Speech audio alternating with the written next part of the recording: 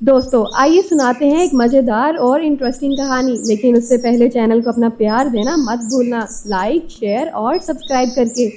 Salon की giant कैंची।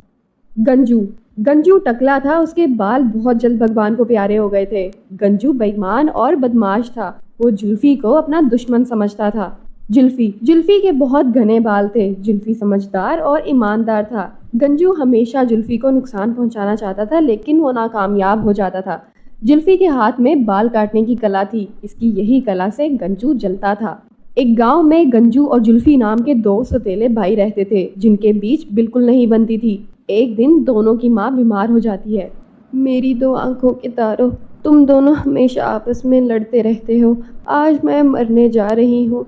एक वादा करो तुम दोनों। आप कहो माँ, मैं वचन दूंगा। तुम्हारे बाबा एक नाई थे और वो फुटपाथ पे लोगों के बाल काटते थे, लेकिन उनका सपना था कि एक बड़ा सैलून हो जिसका बहुत नाम हो गांव में। दोनों भाई अपनी माँ को वचन देकर चले जाते हैं। कुछ ही दिनों में दोनों ने अपने अपने सैलून खोल दिए। दोनों का सैलून आमने सामने थे मार्केट में। अक्सर लोग कंफ्यूज हो जाते थे कि कौन से सैलून में जाइए। एक दिन एक आदमी जाता है गंजू के सैलून में। अरे भैया, एक ही मार्केट में आमने सामने दुकान खोलने से बिक्री कम होती होगी आपकी। हाँ सही कहा, पर क्या करें। अरे अपने सैलून को आगे बढ़ाना है तो ऑफर, सेल्स और फ्री में कुछ दो तो ज्यादा लोग आएंगे। गंजू को ये आइडिया अच्छा लगता है। अगले दिन गंजू ने अपनी दुकान के बाहर बोर्ड लगा लिया कि कटिंग सिर्फ 1 रुपए में। कटिंग के साथ शेव और फेशियल फ्री। इससे ग्राहक उसके पास आने लगे। ये देखकर जुल्फी उसके पास जाकर उसे समझाता है। अरे देख भाई, ऐसे 1 रुपए में बाल काटने और ये फ्री के ऑफर्स देगा तो तेरा मुनाफा कुछ नहीं होगा, तो इस दुकान का भाड़ा कैसे देगा। बड़ा आया ज्ञानी बाबा बनने वाला। अपना काम कर, अपनी दुकान की चिंता कर, ये ज्ञान किसी और को दे। जुल्फी वहां से चला जाता है। ऐसे ही गंजू के वहां बहुत लोग आने लगे, जबकि जुल्फी के पास सिर्फ वो लोग आते थे जो जुल्फी के बाल काटने के हुनर को जानते थे। ऐसे ही कई दिन बीत गए। एक दिन गंजू की बाल काटने की कैंची खराब हो गई। वो एक दिन जल्दी दुकान बंद करके मार्केट जाता है और वहां जाकर उसने बहुत कैंचियां देखी, लेकिन उसको तेज धार और बढ़िया कैंची नहीं मिले। उसने सोचा मुझे शहर जाकर कैंची लानी पड़ेगी। वो एक दिन सुबह घर से जल्दी निकलता है शहर के लिए। रास्ते भर चलते चलते जुल्फी थक जाता है और रास्ते में एक नदी के कुएं के पास पानी पीने के लिए रुक जाता है। अरे ये क्या, कुआं तो पूरी तरह सूखा हुआ है, इसमें तो एक बूंद पानी नहीं। अब क्या करूं। जुल्फी यहाँ वहाँ देखता है तो उसे पानी कहीं नहीं दिखता। सामने एक झोपड़ी दिखती है। जुल्फी ने सोचा वहां से पानी पी लेता हूँ।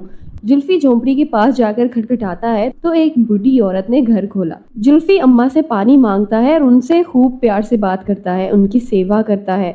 खुश होके वो जुल्फी को एक बड़ी जादुई कैंची देती हैं। जुल्फी उस कैंची से बहुत अच्छे बाल काटने लगा। वो कैंची में ऐसा जादू था कि उस कैंची से कटे बाल बहुत ही सुंदर और जल्दी कटते। ऐसे ही जुल्फी की दुकान वापस चलने लगी और अब तो गंजू की ऑफर्स और फ्री के लालच से भी लोग वहां नहीं जाते थे। कुछ दिनों बाद देख जुल्फी, चुपचाप अपनी दुकान बंद कर ले, वरना मुझे आता है कैसे बंद करवानी है।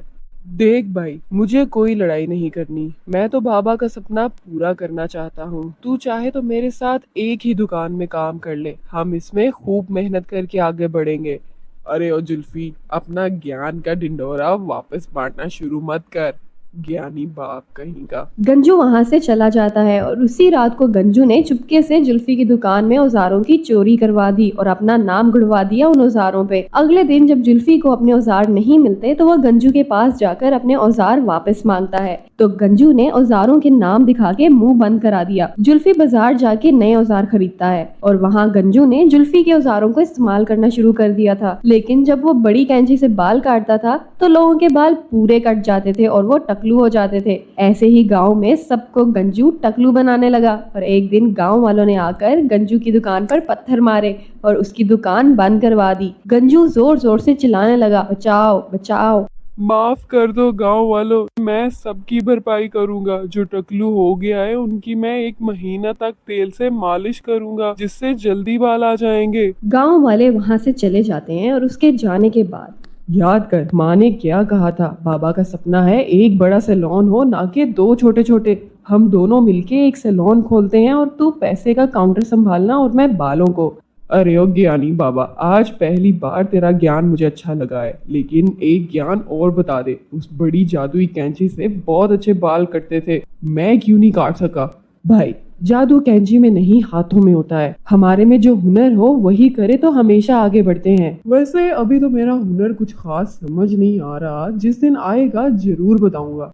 उम्मीद है वो दिन कभी आया, और गज्जू शायद तेरा बाल भी। दोनों भाई हंसने लगते हैं और दोनों भाई एक बहुत बड़ी दुकान खोलते हैं अपने बाबा के नाम से, और फिर कभी लड़ाई झगड़ा नहीं करते। बच्चों, हमें भी कभी लड़ाई नहीं करनी चाहिए और मिल के रहना चाहिए, क्योंकि एकता में ही असली ताकत है।